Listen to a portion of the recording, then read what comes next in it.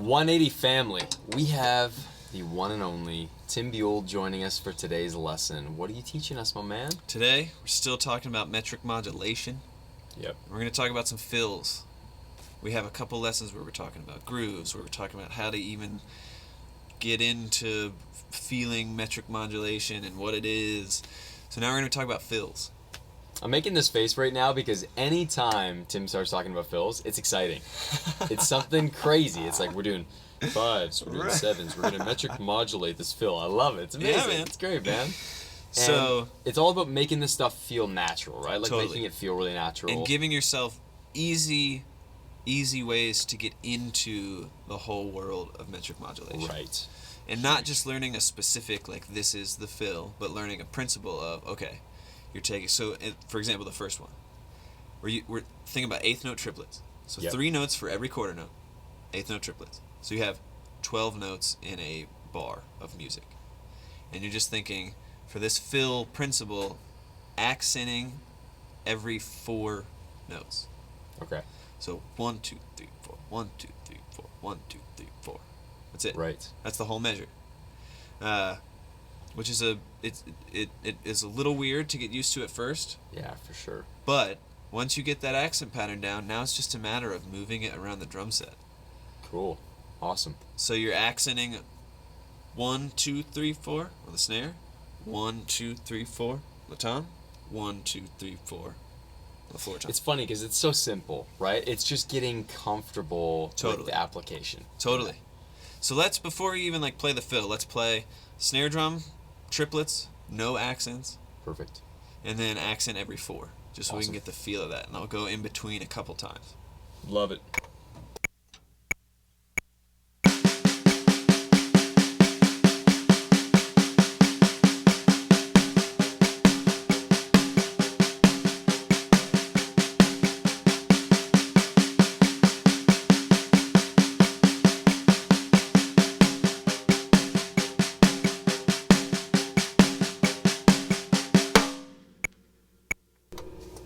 Amazing, man. Right? Yeah. You get used to that. Now you just got to think, that accent I'm doing, I'm going to move it around a little bit. Okay. That's it. Boom. So, the first example, I'll play a couple bars of regular normal 4/4 groove, and then we'll play this fill. Awesome.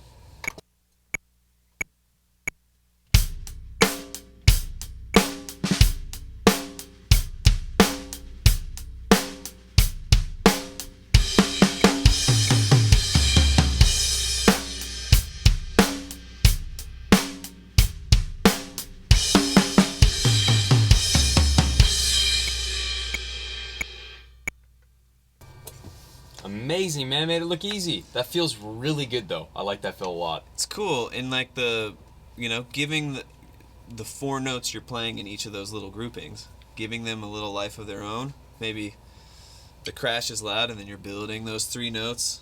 Crash is loud, and then you're building those. Giving some inner dynamics to that whole fill Yeah. will make it feel not like you're doing this mathematical fill metric modulation thing I studied in my practice room, but it'll make it feel like, well, I don't know what just happened, but I liked it. What's amazing, too, man, is when you lay a foundation like this with understanding how to play these fills, once you start mixing in fills that aren't even triplet-based, so just playing 16th notes, then going into stuff like this and having the comfort to do so opens up a whole other world, right? Seriously, whole other Oh, yeah. world. It opens up a Tim Buell amount of world, folks. Tim Buell. Love it, dude. Yeah?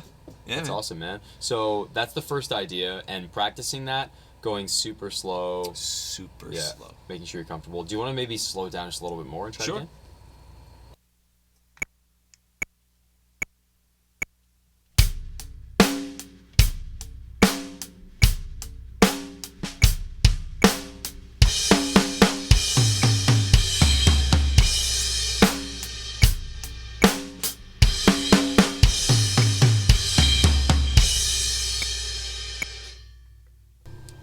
Amazing. That's great, man. Nice and slow, really making sure that everything's lining up. And again, when you'll get to a place eventually where you're thinking about this as a fill almost in a different tempo, and you're listening to the click track give you a triplet thing.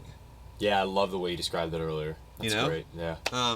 So yeah, and then for the second one, the second example, same idea. You're taking these same 4-note accenting groups, but now instead of with 8th note triplets, you're doing it with 16th note triplets. Cool. There's going to be twice as many things going on, right?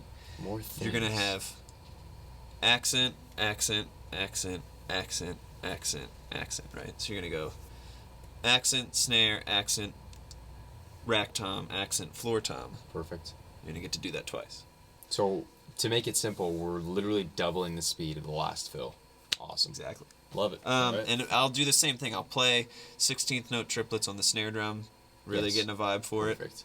And we'll slow it down just a little bit so that... So then for everyone watching as well, we were on 75 for the last example, and you've been playing most examples at 80. But where's a good starting speed? It's probably even like 65, 60, 70? Yeah, let's go 65. Okay. Let's go 65. Awesome. So I'll play some basic 16th note triplets on the snare drum, accent every 4. We'll see how that feels, and then we'll get into this example. Perfect.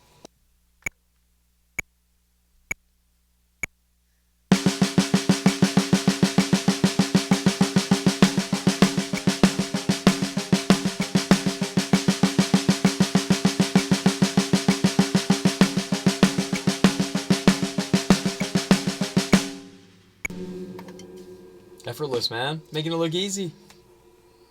You know, practice. That's right. A lot of practice. Yeah. You know? Yeah, what's so cool about metric modulation, again, to emphasize this, is that you're not playing anything that's not lining up with the metronome. It's that the accents take the mind somewhere else. Yes. Right? Totally. It's so much simpler than I think, like, it gets built up, right? Yeah. Metric modulation. And it's the secret thing that only this guy or this girl or whatever can do. And it's like, well, no, anyone can do it. Yeah. It's just kind of, it's a little bit of math on the front end to figure out, like you're saying, okay, it is related to the metronome. How is it related to the metronome? Oh, okay. Yeah. Now I'm going to run with it. And I think another important thing that you and I, like when we were hanging out, we were chatting about this, how a lot of guys, a lot of drummers, guys and gals, I've just personally heard this from my buddies who are drummers, who are guys, will say things like, oh man, all this stuff doesn't relate to me. I don't need to learn how to play this kind of stuff. And while they might not necessarily need to, right? You can play gigs and not need to know it. It is a super useful and valuable skill to have. Super useful, because by understanding how to play fills like this, it opens up, I think, one, it opens up your understanding. It improves your time sensibility. And if you guys are watching this, you'll notice Tim Buell knows how to groove. He knows how to make stuff feel good. So it's not like you practice all this stuff in the absence of 2 and 4. Totally. Yesterday you said to me, duh, I practice 2 and 4. Like, that's obvious. You have to. Yeah. You know? And like playing music for a living, you know, you're on tour with someone, and the bare necessity, what everyone has, is you can play 2 and 4 and groove. Yep. And then how you separate yourself is, okay, beyond that, what do you do? And some people, it's a personality thing. Some people, it's a whatever. You have to have all this stuff. But if you can add, well, anytime you need me to let go a little bit on an outro of a song, and you want your drummer to shine, you want your band to sound great, I'm going to do this thing that's going to make everybody say, oh, that was crazy. Yeah. You know? It's not like you're doing this stuff all the time. But if you can play this stuff, you're going to start seeing that more people, and you can execute it well at the right time. Yep. People are going to let you do that. You know? You go see all these bands, and the drummer, like, you know, takes a short little 8-bar solo at the end of some song, and chances are they didn't pick a guy who had to grow into that. That guy could already do that.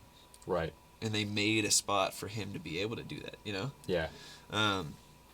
So, yeah, I think it's important, like you're saying. Not only does it give you an advantage of anytime you need me to cut loose, I can do it, but it makes you more confident as a player. Yeah. And, like you're saying, it improves your inner metronome.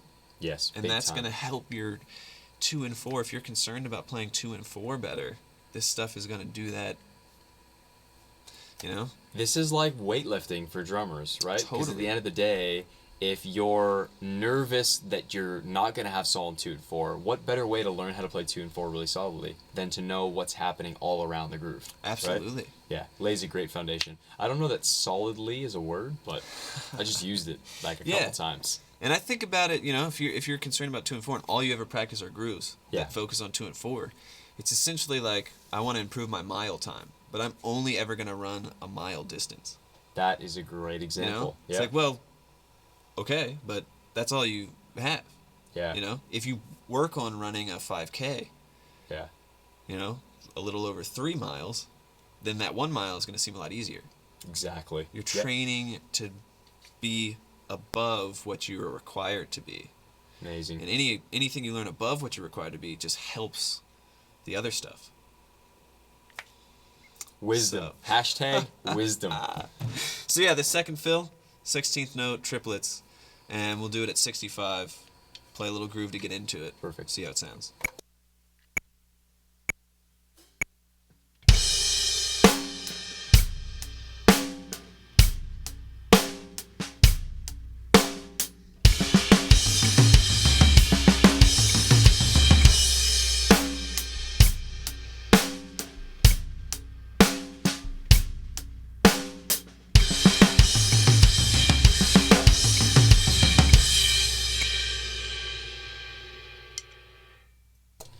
I gotta be honest, man. That was even hard for me to hear that at a first attempt. So that's great. Can we go back to, because we talked and provided you guys so much great value in stuff between when you first demonstrated on the snare and played it? Do you want to go back, demonstrate it on the snare again real fast, and then show it as the fill? And maybe let's go even slower, because if it's my first time playing that, I'm not playing it at that speed. Yeah. All right, let's go 55. Perfect. It'll be slow. And here's what I'll do. I'll play snare with the accents, and then go right into the groove. Perfect.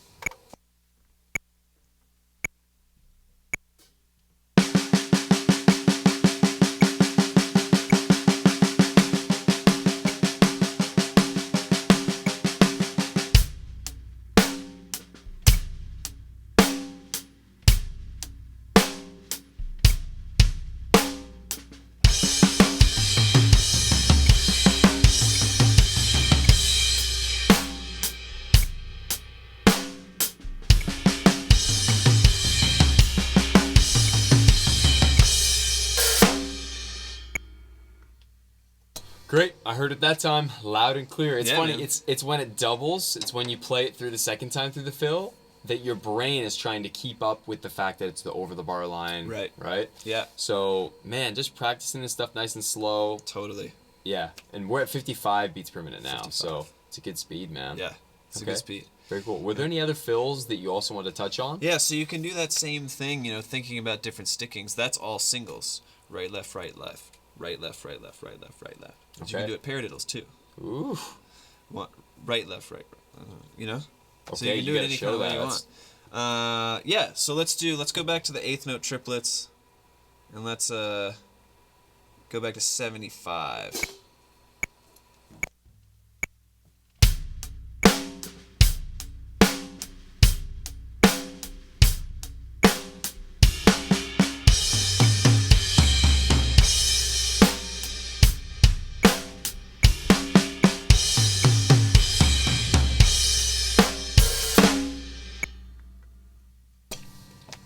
For days.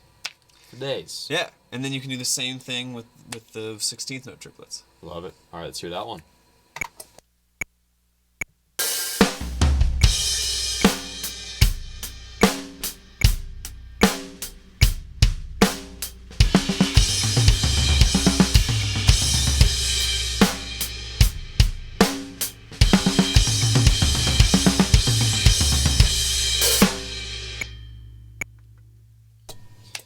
To everybody watching this video right now, I am jealous because you guys are hopefully sitting at your drums, able to practice this. I want to practice that so bad, man. That sounds wicked. Yeah. Amazing. And like that paradiddle one speeds up super quick because you're not having to do the singles thing. You can, and even if you just keep it all the, the accents on the crash cymbals and everything else on the snare, play that super fast, Now, if you're really struggling with this, I guess a fantastic way to practice it, to make it super simple, it's going to be really hard at first, but to make it simpler for you in the long run would be to practice going triplet, triplet, triplet, triplet, right? That's what the pyramid's for. Yeah, that's right. Take your paradiddle through that pyramid we've talked about, going that paradiddle from the eighth notes up to the eighth note triplets. You're doing this. This is what you're doing. He's got it all planned out, guys. He's got it all planned out. There's no... Thought about it once or twice. What's that? Thought about it once or twice. That's right, yeah. That's the value of the pyramid. If you've never done something like that pyramid that we've talked about, then this is going to be kind of crazy. But if you've taken your paradiddle through that pyramid, you say, oh, I've done this before. Yeah. I've never moved around the drum set, and I've never thought about it in the context of metric modulation. Right. But I've moved a paradiddle through eighth note triplets and 16th note triplets. That's all you're doing. Tim Buell, folks. Tim Buell. All right, play us up, my man.